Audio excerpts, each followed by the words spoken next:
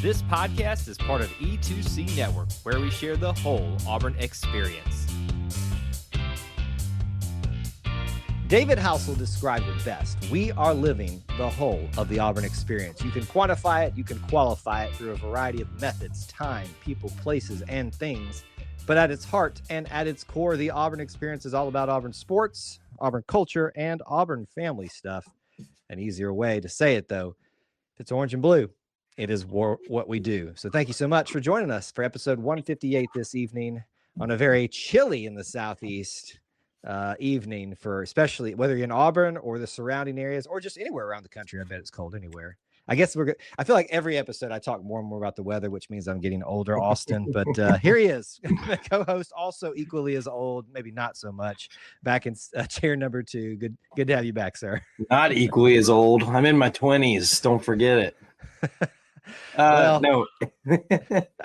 Listen, I think you would be older in given your life experiences. You're a little bit ahead of me in some of the fatherhood categories and stuff like that. So, you know. The BOGO special kind of makes that happen for sure. The BOGO special. I never thought about it that way, but it's so true. How was that BOGO special for you?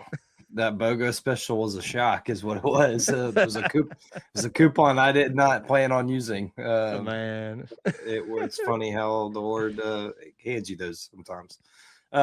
It is cold. You're right. It's freezing cold. It's been cold all week, especially in the Auburn area.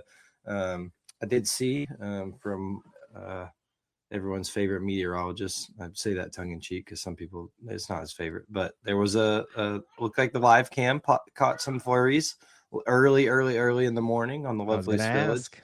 I was not awake, but and there was no sign but some ice when I got up this morning. So no snow this time.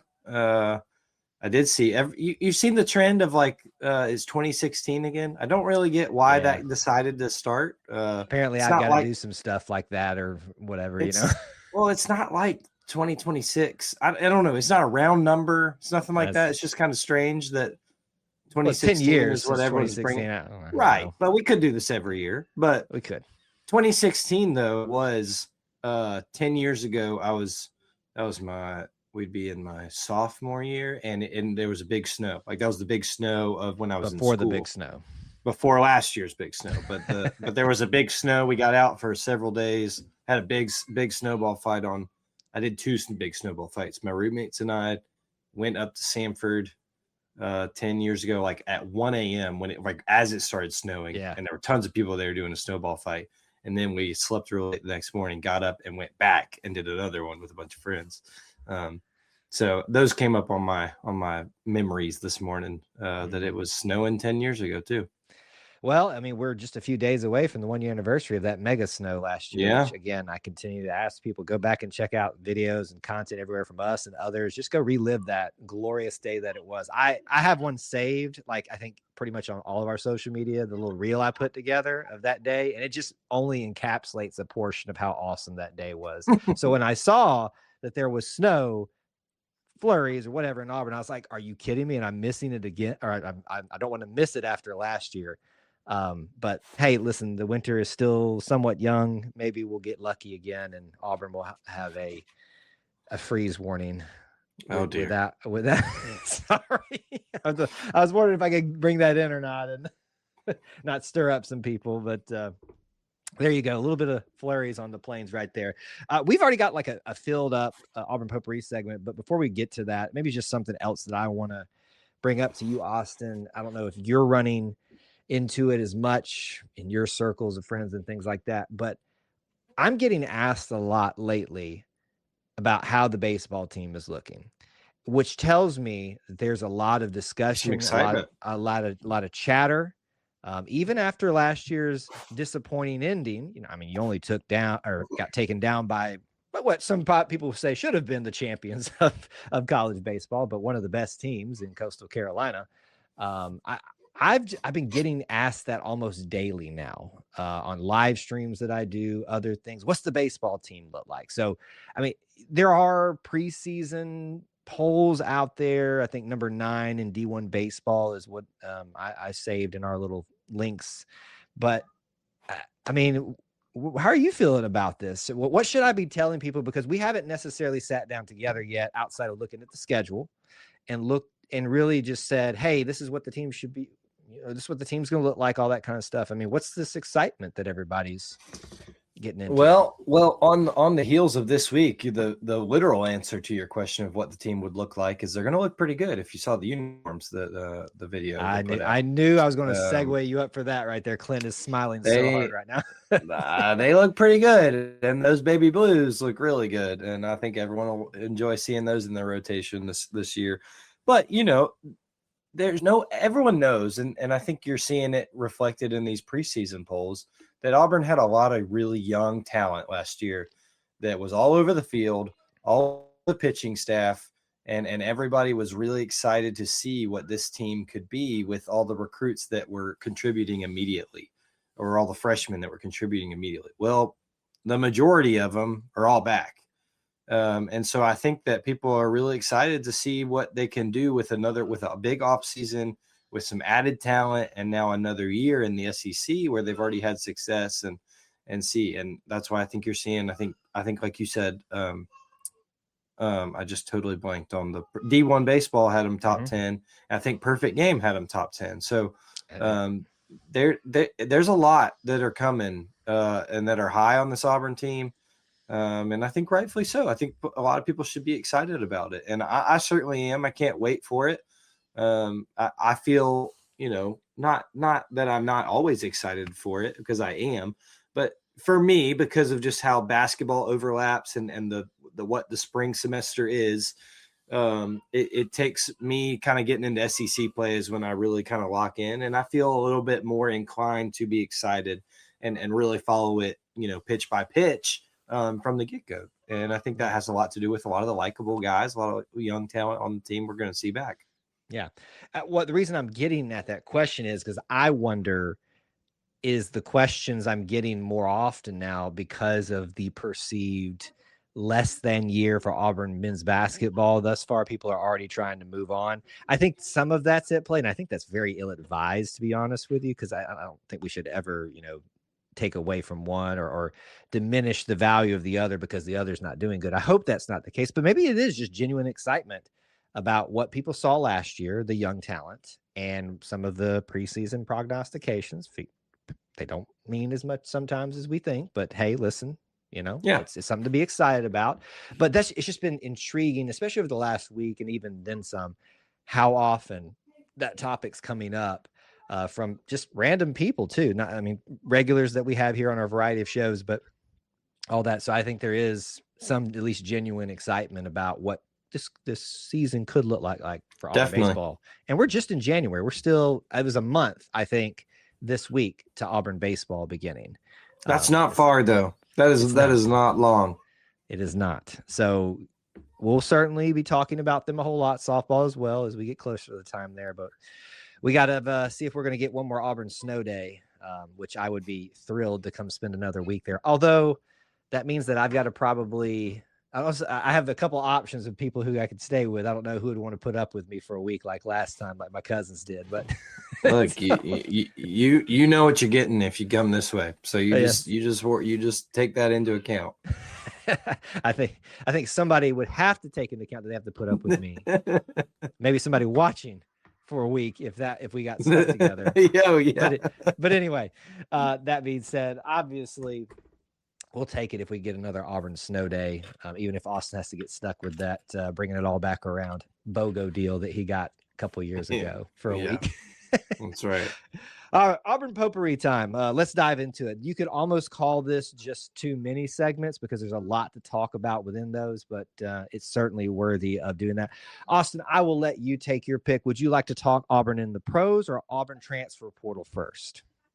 Let's go Auburn in the pros, because I think while we're talking right now, there's a game going on, so might as well hit it all fresh. Yeah, so we are talking about this just for timestamp sakes on a Sunday evening. There are still NFL games going on right now. There's been a lot of that. Auburn put out their who's playing in the playoffs, and they'll certainly do that if and when some people make it to the Super Bowl as well. So be looking for who you can cheer on if you don't have an NFL team. I don't particularly have one. I do usually root for the best interests of the Auburn players out there.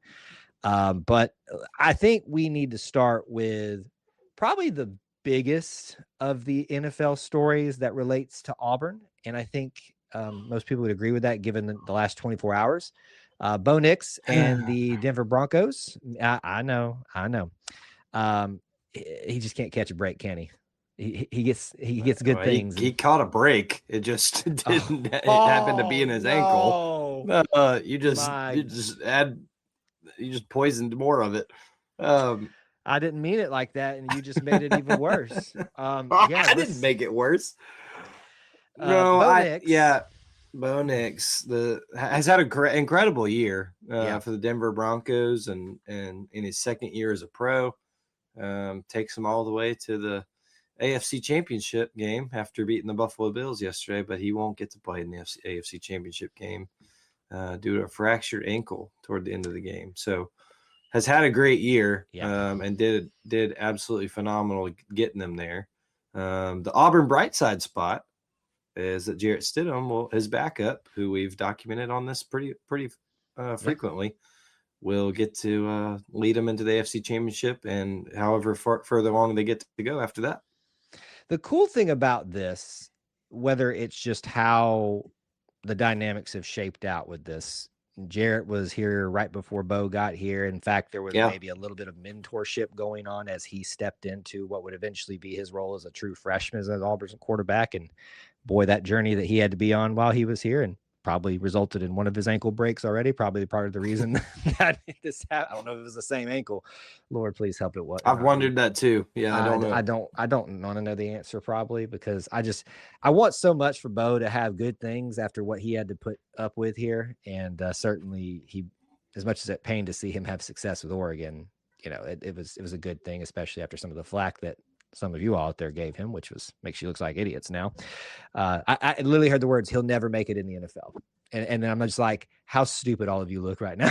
So anyway, if you want to see me just going off, go find the Auburn. It was the first game of Auburn's first season without Bo, and then Georgia and Oregon were playing, and they were getting shellacked, and nobody would even talk about our game that we just won in that, and we're just dogging on Bo. And I'm like, y'all gonna regret this. Anyway, doesn't matter. Jarrett Stidham is getting the opportunity to now lead the orange and blue of the Broncos. Again, that's just wild that it's not very often that Auburn has two quarterbacks of any significance, but on the same team, and then one gets hurt and the other gets to step in there. I'm not saying that Jarrett's about to have a generational run or something like that, or this Drew Bledsoe Tom Brady thing, but it would just be so cool because we've seen it happen before, like your Brock Purdy's and things, and other people, Nick Foles. Nick Foles is who I was thinking of. Yeah, that would be so cool, and it would tie Auburn in so nicely to this. So I would love to see it. Yeah, no, it definitely would, and I think I saw Nick Foles post earlier today of take a little jab at the Patriots, because who they'll be playing next week, and he was the backup in their Super Bowl win. But Jarrett's got a great chance. I mean, it's against a team that drafted him.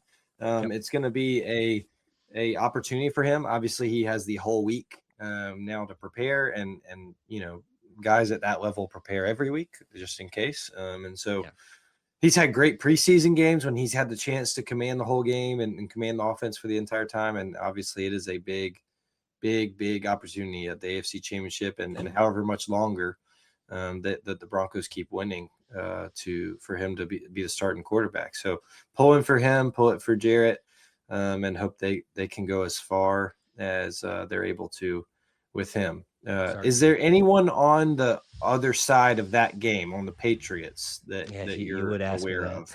Of course. Yes. Who is it? It's Carlton Davis there now. Carlton Davis, because he got 2 picks today. That's what it was. 2 interceptions today. How about there that? It is, Rob. I knew you as soon as you said. I was like, I just saw it today. But yes, so there's options abounding for Auburn in the NFL for you to cheer for. But I think right now the coolest story is the Jarrett Stidham one, especially since he finished his career at Auburn, and so you won't even have that argument. It was like, well, Bo went to Oregon, so it's Auburn and Oregon. No, this is an Auburn quarterback. He Yes. finished his career at Auburn. So really cool story there. We got to bring up Dylan. Dylan is having a week in the NBA.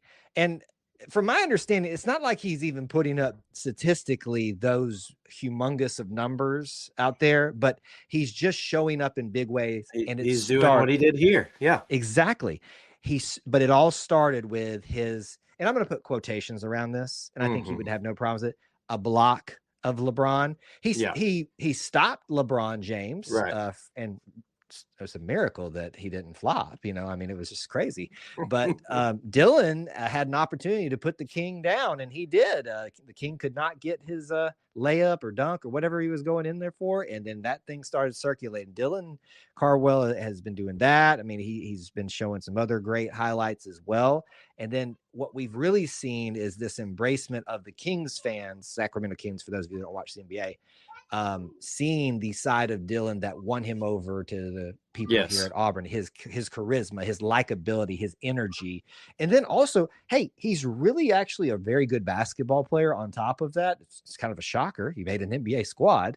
So this has been also an extra special week for Auburn in the pros, watching Dylan. And this, I mean, if you are a true Auburn person, Austin, this has got to make you just over the moon happy.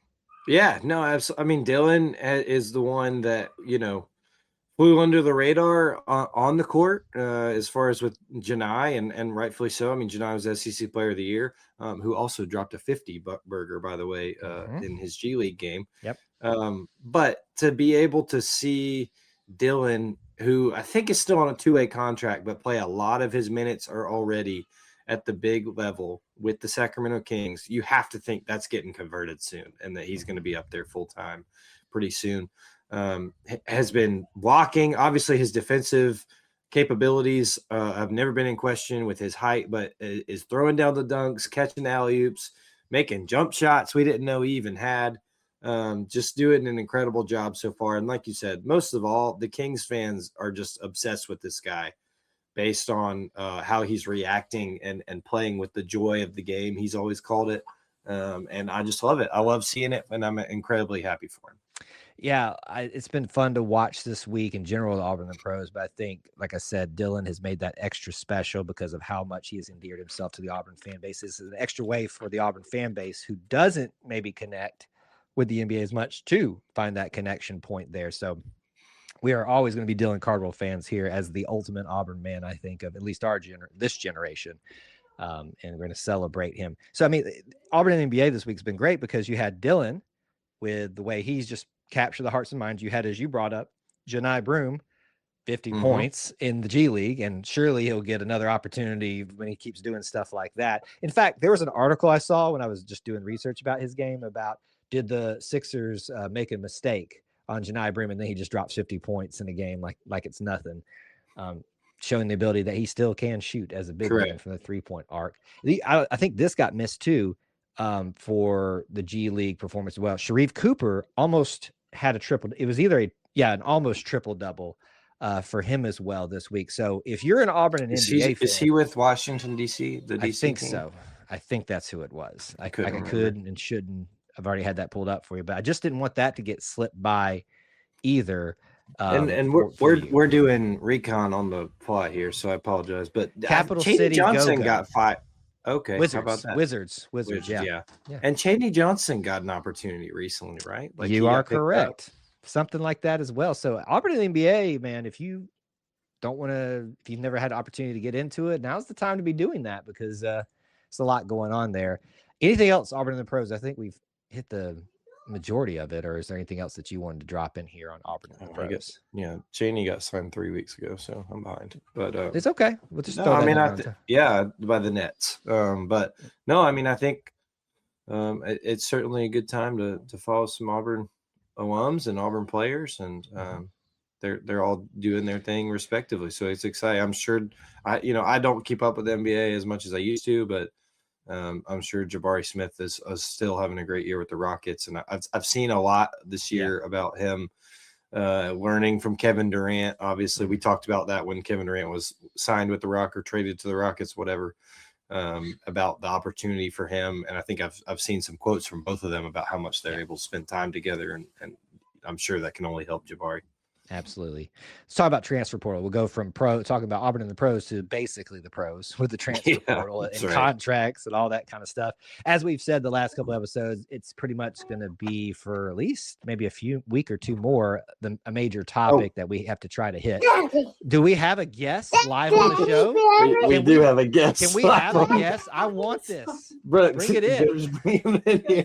Bring him in here live on the show. Have you seen that CNN bit from a few years ago when Emily was about to crawl in here like the mom? Look, yes, say sir. Hi. Can you say hi? What's going on? Can you wave? You can't hear. Here, let me turn.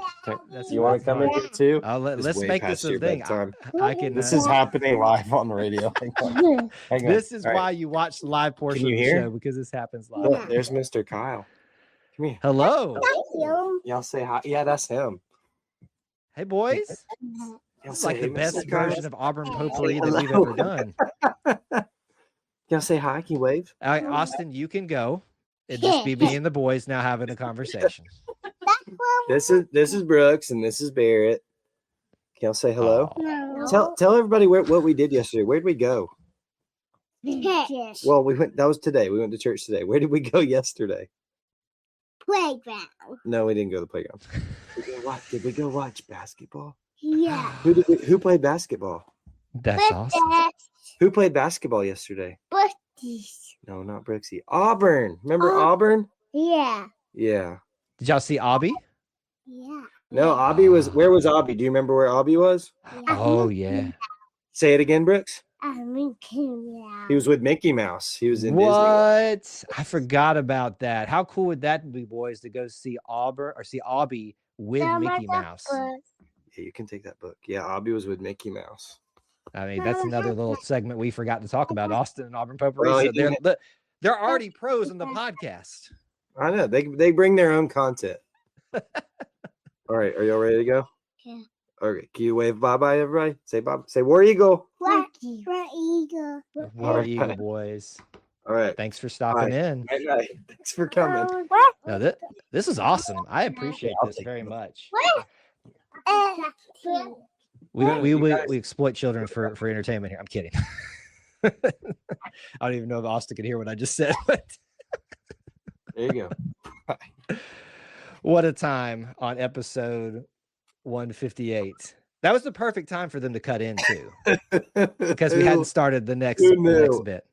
I have never felt more like a meme than when I saw that door open and that went. I almost shared I'm just gonna say it, the crotch moment for you of the computer, because that was 3 years ago this week. But anyway, so that almost was we had almost a moment like there. Yeah, that was wild. Sorry about that. You're good. That was actually, hey, listen, that's what Auburn potpourri is for, so they couldn't have timed it any better. All right, like we said, my brother listening to this tomorrow is going to get a kick out of that. Listen, man, that's anything we can get right here on Auburn potpourri. Transfer portal stuff. Obviously, we'll keep talking about it as much as we can.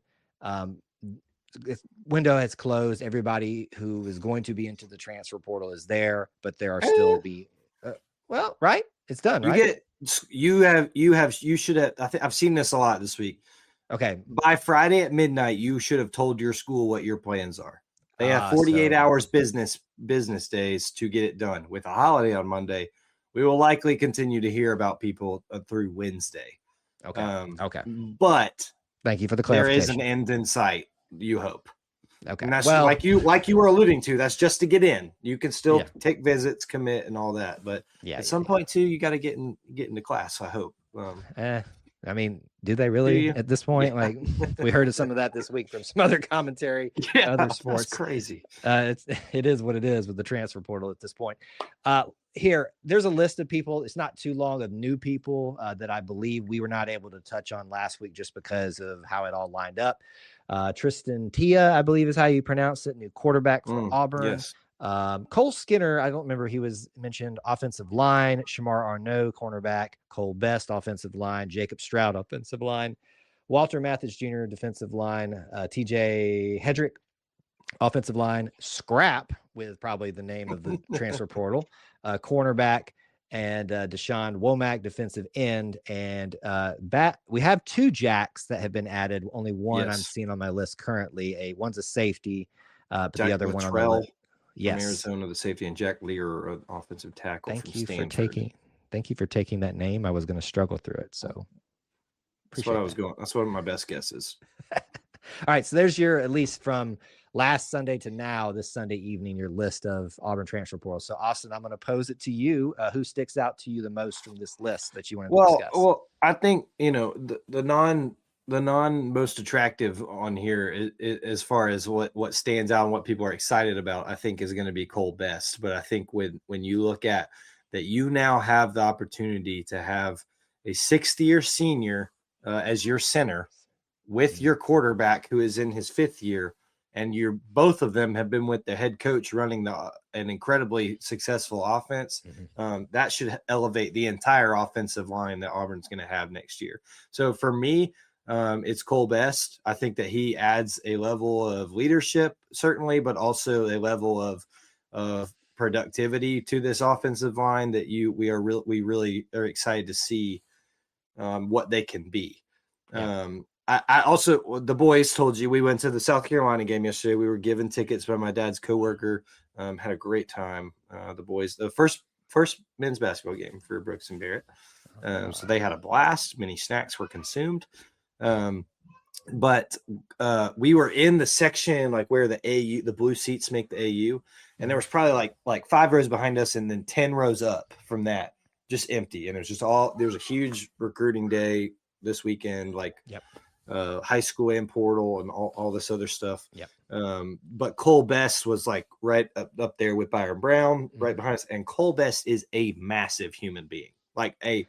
I was shocked. He is a massive human being. 6'4", 315. So he's not the tallest in the world, but that just looks huge. Looks like an absolute unit.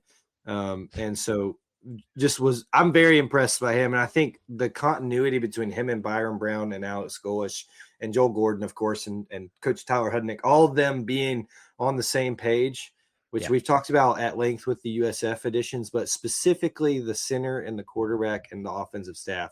I feel like elevates the floor and has to do numbers for Auburn's offense. Yeah, I think that's a good one. You Cole Skinner, as you talked about. I mean, this was a week of just offensive line additions, week extended with Cole Skinner, Cole Best, Jacob Strand. You've also got TJ Hedrick out of Ole Miss, so some SEC talented there. Jack Lear, how do you say that? Lear is what I was going with. Lear. See, I could be totally wrong, but Jack Lear is what I'm going with. You said it a lot more confidently than I did. So there's that as well. I would like to bring up 2 guys, and both are going to be defensive line, and here's why. Remember last year I talked a lot about when asked who's the person from the portal that you're most intrigued with. You're going to take this to the grave, aren't you? Xavier Atkins. I was right. I called it. Okay. Listen, it's one time in being a podcaster that I prognosticated something that was going to be correct. So I'm just intrigued with this. I think SEC experience, people can play this both ways. They'll be like, apply to the USF guys. They're not going to be great. I think that's a dangerous precedent set, but there is something to having SEC experience. So I wonder, especially on that defensive line, with Walter Mathis Jr. coming out of LSU. You've also got now coming out of Ole Miss, Deshaun Womack. That's going to be intriguing, especially with a lot of that talent left there. 2 very prominent programs. They both have recruited well over the last couple of years. Both have had a similar head coach now. So I know obviously that doesn't really matter in that, but just another little connection. So that's probably who sticks out to me the most. I got to admit, though, probably the only other one we definitely need to mention, Tristan Tia being added to the quarterback room. So now I think some people are having conversations about who would be the backup now. Would it be the previous one that had been at USF? Because we've already all acknowledged, and Auburn football did today in a post if you needed any other confirmation that Byron Brown is quarterback 1. But do you think Tristan Tia being added in changes anything for the quarterback room?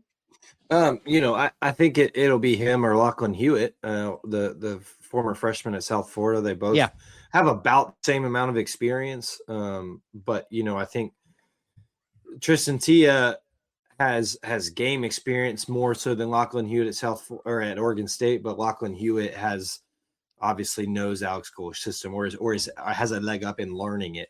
And so I think that quarterback to debate or battle will be interesting to watch and see. Obviously both really young. So, there's no question that's kind of what you're looking for. If you're looking for another quarterback in the portal, everybody knows who is Auburn's starting quarterback once Byron Brown is signed. Like, he's got 1 year left. Obviously the accolades speak for themselves. So you can't really convince a guy that may be thinking they want to play immediately to come in here and be QB2 right away, unless they have a little more eligibility.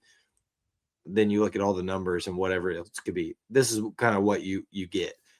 But I think they're both very intriguing options and very good potential options for Auburn. But I think when you throw in Tristan Tia, Lachlan Hewitt, and then I want to say Reese Skinner Reese Brush. Who's Reese Skinner, Austin? The Cole Skinner. You're combining the thank you. line. Okay, not crazy. Well.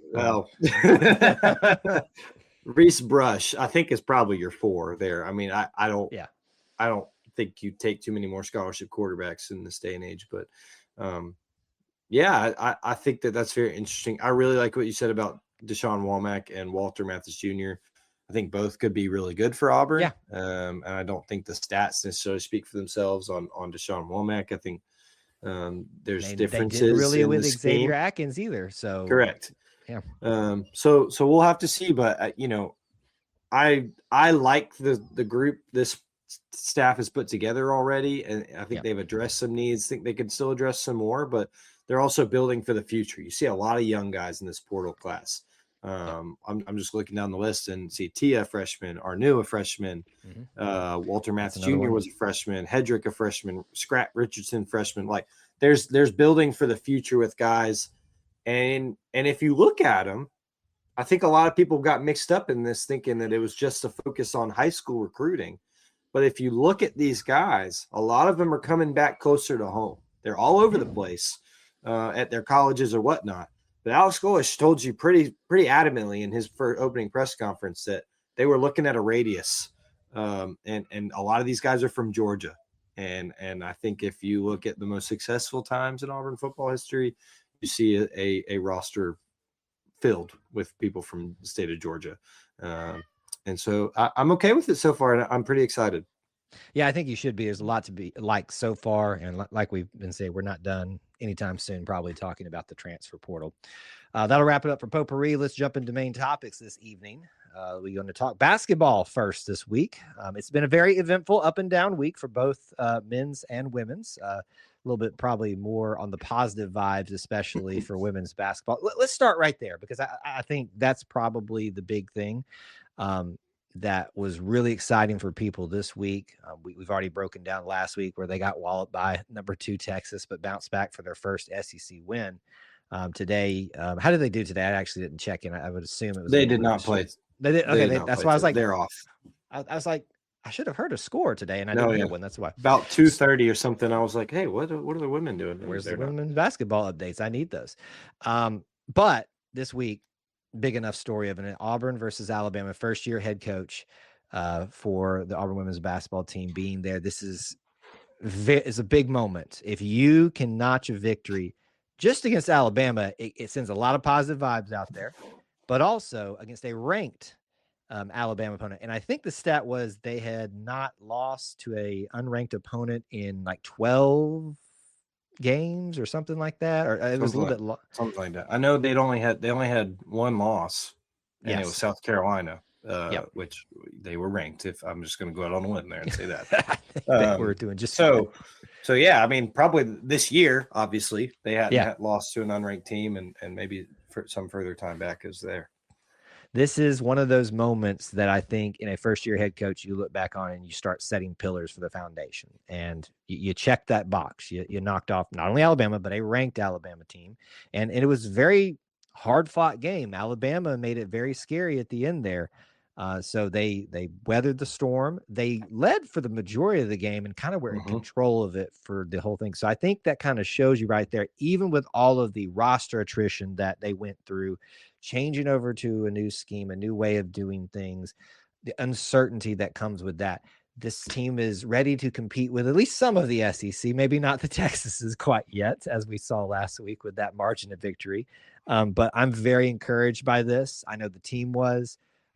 Talked a lot about, I saw the quote from him about DeWanda Bonner just asked, please, I don't care what you do this year, just please beat Alabama. So That's check. great. Done Yeah. for them this week. No, just a fun week. I think they're closer to the middle of the league than a lot of people think. And I've been really high on them since I first saw them play. I just think that they're well coached. Coach Vickers is very intense, and I think they have shooters, and they don't quit. And I think when the talent is close to equal or close to being something that they feel confidence with, they can compete about. They show it, and they show that they're not going to be willing to back down, and they certainly did that in Neville Arena against Alabama, and like you said, a ranked Alabama team, a second SEC win, just a great night, and the crowd looked amazing. There was this like subsect of Bammers in the student section. I don't know who let those chumps in, but thank goodness that we got them out of there with an L. And man, it just looked like seeing Reverse Rammer Jammer done with the women's basketball team and Coach Vickers soaking it in his first. That's some good stuff right there. Yeah. That's a good start to the new year. I love in his post game press conference where he said, I love that song and I've got to learn the words to it. I mean, if you keep doing it, you will have plenty of opportunities Certainly. to reverse Rammer Jammer them. So that's hysterical. And you can see a lot of the new players with the, just new roster they have. We're kind of confused a little bit, but hey, listen, we're mainly thankful for the victory, but certainly y'all do need to get acquainted with reverse Rammer Jammer, because hopefully you'll be doing that a lot. Please. And sending I think it's called Crimson Chaos is their student section that traveled. Send them that trash out of there. I'm sorry. I'm getting mean. Get them out. Get them out. All right. Men's this week, a little bit of an up and down week.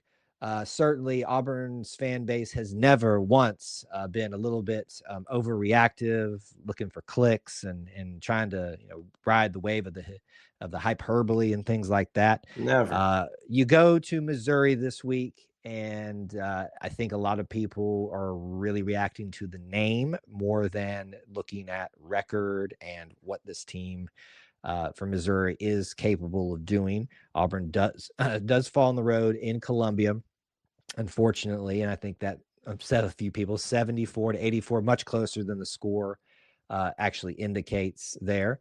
But obviously, they bounce back with another close and maybe slightly unnerving win at home versus South Carolina. Lamont Paris is not too far removed from being SEC Coach of the Year.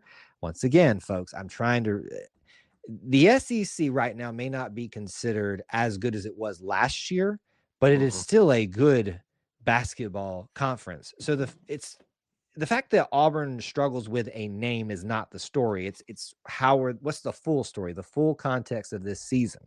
So I think obviously the disappointment in Missouri is understandable, but it's not about the loss. It's about how you respond to the loss. And I think they were able to show that. A couple things from this week I think are important for us to discuss. Let's start with the good stuff. Breakout game for Mr. Jovic. I mean, this is the stuff that I was hoping was going to happen. A lot of people were on this kid about he's not ready. Why did we go get him from the European League? It's almost like he got here a little late and needed time to adjust and then be able to show what he could do. Coach said that he literally told them, Philip, I need you to go score. And boy, did he. 23 points, wasn't it, Austin? I think is what 23 is what it was. Career game. Was it? Yeah, 23 sounds right. Yeah, no, I looked up and told my dad next to me, I said, he's got 20 points. And it didn't feel like that just because it's not flashy, right? Like it's not – I think he tried to take 1-3 and it was abysmal. And so the rest was at the rim, but just hustle plays, does not quit running, just keeps going.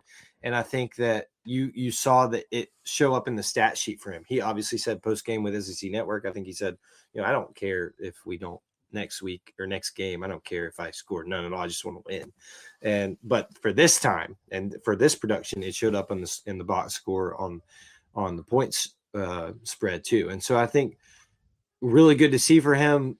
just does not quit. And I think Auburn would love to see more of that aggression from him. I loved what he said when he talked about Coach asked him to stop passing the ball. He said, "Yes, Coach." And it's just like, okay, done. And that's what he did. And I hope we see more of that, because Auburn could benefit greatly, I think, from a post presence that is feared, but is also one that they can rely on.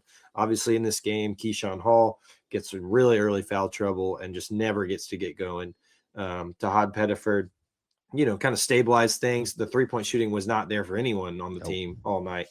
And then you look at the Missouri game, and Keyshawn Hall and Todd Bedford both struggle.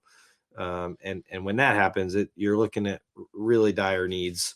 And so to have Philip Jovic show what he's capable of and what he could be the rest of the year for Auburn, I think you have to be really optimistic about.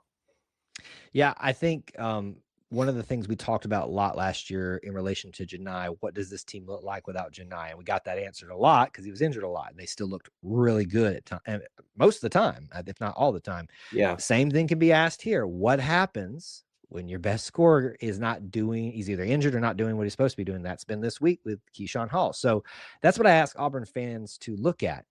Yeah, the emotions are frustrating of losing on the road and being a little bit behind in SEC standings and things right now. But this team has showed you that they can still compete even when their best scorer is not doing what he's supposed to do. He had an off night. He just got into a bunch of foul trouble for South Carolina. So to me, that's the bigger takeaway of this week, is that with Keyshawn Hall struggling, with Tahad Pettiford not, doing what people were expecting him to do offensively, but still doing some very good stuff that people aren't giving him credit for, such as delivering the ball to everybody and playing great defense, especially at Missouri. I think that's something that Auburn fans really need to look harder at with this team and be happy about this win. I'm not saying that the ship is all righted and everything's going to be perfect from this point forward, but to me, this was a great week for Auburn fans. If you're willing to remove your emotions out and be level-headed, I know that's difficult for some of you. You got the ability to see that, yeah, this team may not be what you maybe made yourself believe it was going to be, but currently they can compete with the SEC, and that's all you can really ask for at this point. What else from this week? They weren't going to be last year.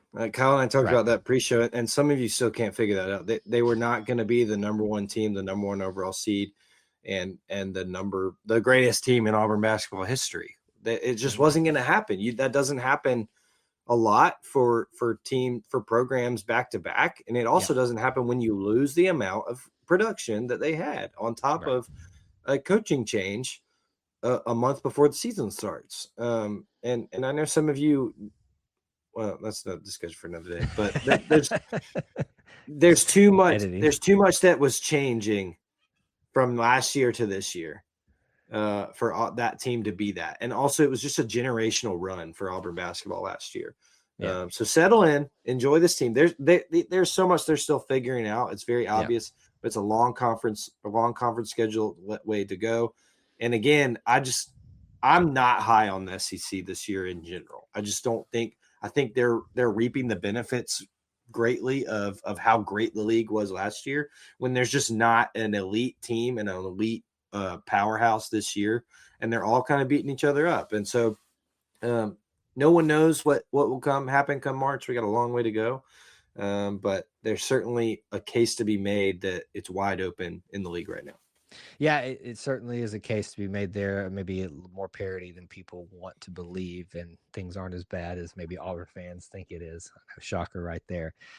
We'll lay off the Auburn fans a little bit. I feel like we've gone in on them this week, but you kind of brought it on yourselves, folks. Sometimes we love you, but just because sometimes we got to be honest with you about not the collective more than individuals and things like that when it gets out there on social media. So highs and lows. Philip Jovic is certainly your biggest story of the week. Certainly the lower story was that. Let me just ask before we move on. We've got 5 games of SEC play currently with Auburn men's basketball. You have a loss. The records show 2 losses to start off the year. I think one is questionable. To Georgia, who is ranked, Texas A&M, who's a very good basketball team, a big win over a dominance of Arkansas, who's a very good team, Missouri loss, and then a South Carolina win. So you're 2-3 on the year. I'm asking you to think back a little bit to what we kind of predicted here. Are we a little bit behind course where you thought we'd be, on track? What's your take on that? Yeah, I mean, I think you can say they're behind course. I think that we both probably thought. I don't remember what I said, but I feel like I was thought they would get a handle on A&M and a handle on Missouri. That kind of flips it the other way, and Yeah. and then you're looking at 3-2, 4-1, however it shakes out. I don't think that, because it's not like they've been getting blown out, and I think that because of that, you see steps that can be taken. So yeah, I think they're a little bit behind. I don't think anybody expected Auburn to have a losing conference record after the first 5, but there's certainly a long way to go to rectify that. Absolutely. So plenty of season left to go, miles to go before we sleep in Auburn men's and women's basketball season. Last major topic this evening, we are going to talk schedule updates. This is almost as frequent as construction updates, although we haven't had a ton of those as of late. But we're going to do a variety of stuff. Give it time. I know, it's just wait. But there's some things, especially for football, that we need to talk about that are important for the Auburn fan base to be aware of for the spring 2026 season. And then if we have some time, some other things as well. So let's start right here with the announcement that's probably the most important of one of the next few months, is when Auburn A-Day was going to be. Austin and I did a lot of speculation about this. We talked about when, it might need to fall. One of the troubles that you also always have are Easter and the Masters, and they don't like to have those conflicting with either of two of those. I would argue that maybe Easter is a little bit more important than Masters, so let's not conflict with Easter, if we're going to make the two. Well, they went a different route this year, or not different, but just the one that most people are probably happy with, on either weekend. So not the first weekend of April, not the second weekend, the third Saturday in April. It will be here, and that would be I don't have it right here in front of me, Austin. I think it's April 18th or something. 18th, yeah, that's what I remember. Look at me pulling that out of the back somewhere. So that's good. We know when to be there, and I think there's a couple elements that we need to talk about that. Let's start with just the facts, and I've got an opinion that I want to get from you and see if we share the sentiment about it. This year, it is going to be supposedly a traditional Auburn spring game. Would I take that to mean we're actually going to line two different teams up at the very least, play football, no cutesy point scoring systems? I think that's a fair assumption at this point. So reportedly the band is going to be there. I'm assuming cheerleaders, Aubie, all that stuff. So that was big news at our house. I bet as soon as I heard that, I was like, I know some little boys. That means we're going. So I would assume, Austin, that you are very excited about this announcement for Auburn A-Day. I am. I'm really excited about it. I'm really glad that it's back to the traditional format. I think it makes a lot of sense, and I think you might see a lot of other schools go back to that. It went away. We talked about the pros and cons of this going away in the back last couple of years, just because there was another portal window and guys were getting poached after having good years or good spring games, which is just silly. But thankfully, the portal window is no longer going to be around that time. There's not another one. We're done with it, as we just talked about, and so or almost done with it. But to have a spring game like that has not been had in a long time, and I'm really excited to see it again. Praying right now. Start praying now, folks, for good weather. Can you imagine? Because it would be great. It would be great. It sounds like there's going to be the traditional post-game signing of autographs on the field. I Tiger walk as well to start off everything. I just feel like we're going back in time. I love it. So what I'm going to ask the Auburn fan base here is collectively, for a couple of reasons here. You don't have Easter conflicting. You don't have the Masters conflicting. You don't have anything else conflicting. We'll get there. You have all of the bells and whistles of a Tiger walk, of the band, the cheerleaders. I mean, this is built for families to be at. I understand this isn't like post-championship Iron Bowl or the last roll, or Iron Bowl or the A-Day or the last roll. I understand we're probably going to do well just to get like the other half, maybe not the full bowl, but the sideline portions of the bowl filled in. Yeah. I would request, especially if it's excellent weather, Auburn fans, let's show out for Coach Galesh in the first year. Like, come on into this. This is built for you. There's no other distractions, literally, and you can come and focus on this and make this a game day atmosphere. And I would say that's kind of what maybe we're leaning into here, the way this was announced and described and planned and all that kind of stuff. So that's a charge I have for the Auburn family. I mean, Lord willing, I will be there as well. I have full plans to be there and cover all these things for you guys. And it sounds like the Scott crew is also going to be there too. So that's my charge to you as the Auburn fan base. Here's what I want to ask, Austin. And I think if I'm going to be positive about it, I also got to talk about the thing maybe I'm a little bit grumpy about. And do you want to guess what that is about A-Day? About A-Day? No. What's wrong? It's always been A-Day weekend for a reason. We usually plan it on a weekend to showcase all of the Auburn experience, which is what you and I, if you go back to A-Days past, we have really, pushed about. This is not just a game. It is a weekend. Now they're calling it A-Day week. And I think that's a little bit of a stretch because they want you to attend all the things before. And the last one is basically on a Tuesday before A-Day. So I think we're pushing things there. I appreciate them giving love to everybody. And I know that they're recognizing that this is a mere criticism and just a preference thing for me. I do wish that we had sacrificed conflicting maybe with the Masters this week. And maybe there's other things I'm not aware of. It would have conflicted with too.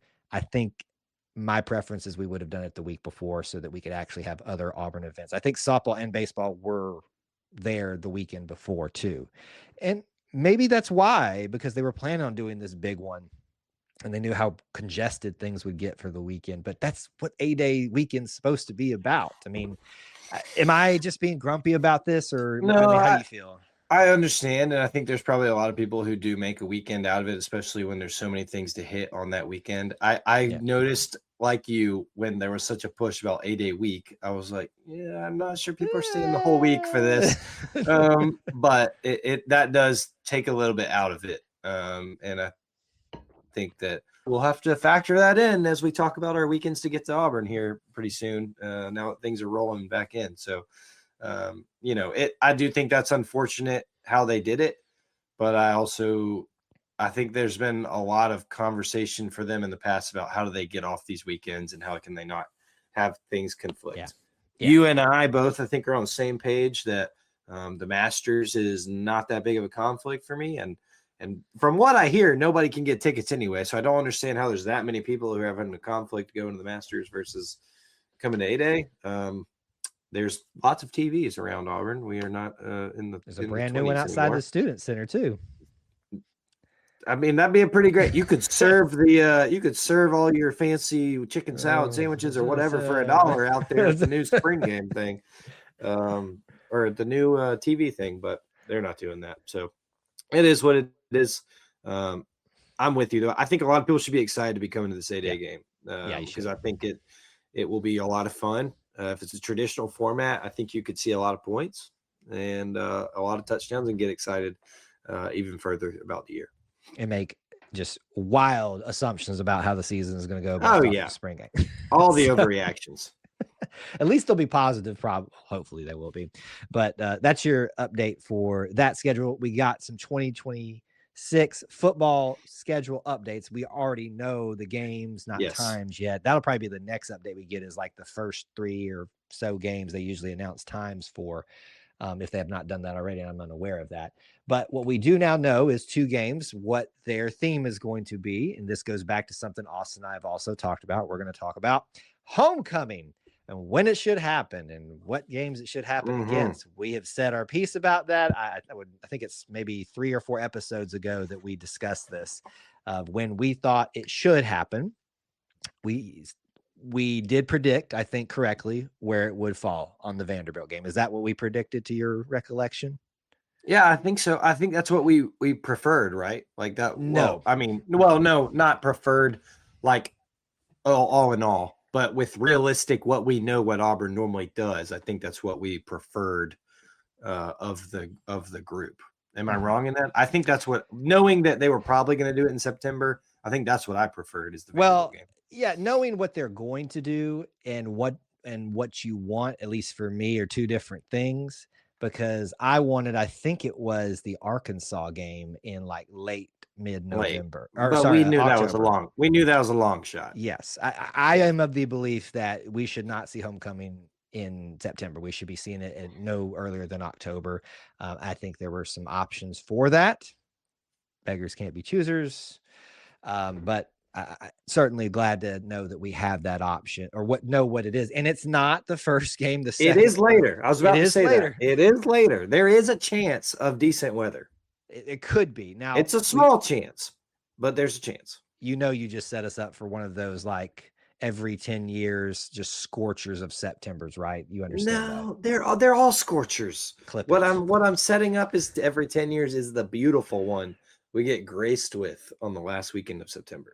I hope you're right, because I want homecoming to be. I want to be walking on Auburn's campus on homecoming morning, and it just be like I should have put a pullover on, and I forgot to. Like I want to make that mistake, but it's going to warm up the rest of the day. Like make me suffer for my stupidity and assuming it was going to be warmer than it was. You want to be at pregame band practice a little chilly. I do. I really do. You want to be running around with Brooks and Barrett because you want to warm up. I will be doing that if I'm proven wrong by it.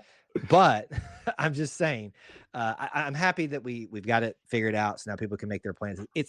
I know some people don't think about it, but homecoming is a big deal for a lot of the Auburn family, and they want to kind of plan their year around this because it's a good opportunity not just to come for the game, for the family atmosphere of it, but also just meeting back up. It's homecoming. We're all coming back together on this one concentrated day. So Vanderbilt, sorry, you're the victim of it this year. And I think you kind of are used to that, even with some of your success. Pavia won't be here. So at least I hope. I was about to say, I hope. Maybe I just jinxed us on that. That's your announcement. Military appreciation is Arkansas, I believe, the one that we wanted to, at least the one that I wanted to, if you're curious. So that's the other update too. So the two important dates that you need to remember, the schedule updates for 2026. For Auburn football are going to be homecoming is now in Vanderbilt, the third home game, the fourth of the year total for the season, and then military appreciation will be later in the year, as it always is for the Arkansas game, unless we got that wrong. But I'm sure we'll kick off on the Plains. We already know about. That's always the first one, and then we're really excited about Florida too. So it's the second one, but yeah, I know. Well, you know what I mean. We don't need to go down that path. Kickoff on the Plains. Kickoff on the Plains when it should have been and where it should have been is. I was with some Baylor folks this weekend, so we had that discussion again. Oh man, not going to start that. Last update I think we have time for tonight is very important, and I should have worn the shirt. I literally pulled it out of the drawer, Austin, and almost put it on tonight, but I hadn't given enough love to Auburn golf. Okay. The Outlive game, even with Bruce Pearl not at the helm, certainly he's still very much connected with Auburn, and his son obviously is too, and how important this initiative is to the Pearls, to the Auburn fan base, and dating it back to Tennessee as well, to connect them back to this, making it aware for just cancer and general awareness, but obviously men's cancer, we'll just put it at that, that you need to go and have checked, and obviously just do your due diligence when you're of age of things like that. I have had a father who has passed away of a different type of cancer, but the point of this is just raising awareness around this.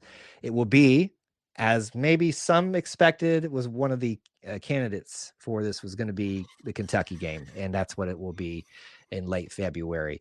I'm not shocked that they picked Kentucky. It's probably the most exciting of that time of the year that people are going to be showing up for Auburn. Is there any candidates that you thought would have been better for the Outlet game, or you think they picked the best one? I feel like this is usually what they do if Tennessee's not at home, because the Outlive game obviously has a connection to both schools. So with Kentucky, it's usually in February. I don't think it gets much further past that or earlier than that. Right. It's usually in February. So I think we both, when we did the schedule preview, we kind of talked about that as well with the game day opportunities and things like that, which is still a chance. There's still a chance. I know a lot of people, are down on this team, and look, Kentucky's not having the greatest year either. But we'll have to dive into that soon and see what other games might be that day and and see if Auburn's still got a reasonable shot here at hosting College Game Day, because they certainly love the Outlive story as well. They do. It's a great tie-in, and it's a great opponent. And even if both teams are just kind of doing a little less than what people thought, it's going to be a great matchup. Kentucky always has the talent. There's still the hype around Kentucky, even when they've not maybe been as consistent with how strong of a program they've been right now. Auburn obviously has built up its pedigree as well. I think there's a lot of intrigue around it. It makes sense why they would put Outlive on that. And Bruce will be there to support, unless he has obligations, but I would imagine that he's working to make sure that he is present for that one. Do you think we should have Bruce just be, I want to say on the sideline, but maybe a seat at the end of the bench for the game? Yeah. Well, he showed up at the end on Saturday with South Carolina. He kind of walked in real quietly and was there until he got noticed. But Saturdays, I'm sure, with his new TV gig is a little bit bigger. He's got some bigger obligations. But I have a feeling he's not missing the Outlive game. I have a feeling that I'm going to make a prediction, Austin. Tell me. And I think Stephen will be upset with it, given how it went last time. He will be the third commentator for the TV broadcast for the Outlive game. Can he with a TNT signed deal? It's a good question, but I'm going to throw it out there. And I wonder, given the goodwill opportunity for TNT to allow that to happen, if that wouldn't transpire. So just going to throw it out there. Should. I've been trying to do research on what other games are that day, and the ESPN app is just failing. Absolutely miserably failing. It's getting towards the end of February, and so there's usually going to be some good matchups setting as you get closer to March. Yeah. We got. Yeah. Okay. Well, there's some good ones. So what we're going to hope for is for Auburn and Kentucky just to go on a tear here, and then we need a tear. We need a tear from both of us. And I never thought I would be saying cheer for Kentucky, and I'm not saying that, but if you want College Game Day, couple it with the Outlive game. I guess it feels icky. Root for the Big Blue or something, and Auburn, obviously, too, if you want that. Yeah, they'll probably play in Alabama sometime in between then and now. That'll be an easy one to pull for something.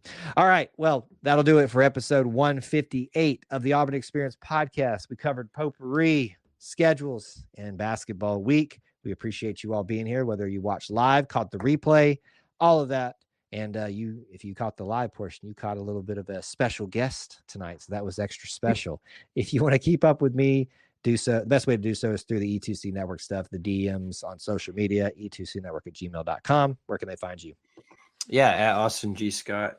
You can find me and the BOGO special pretty regularly. I'll have to get some pictures up of the boys from yesterday. They had a blast.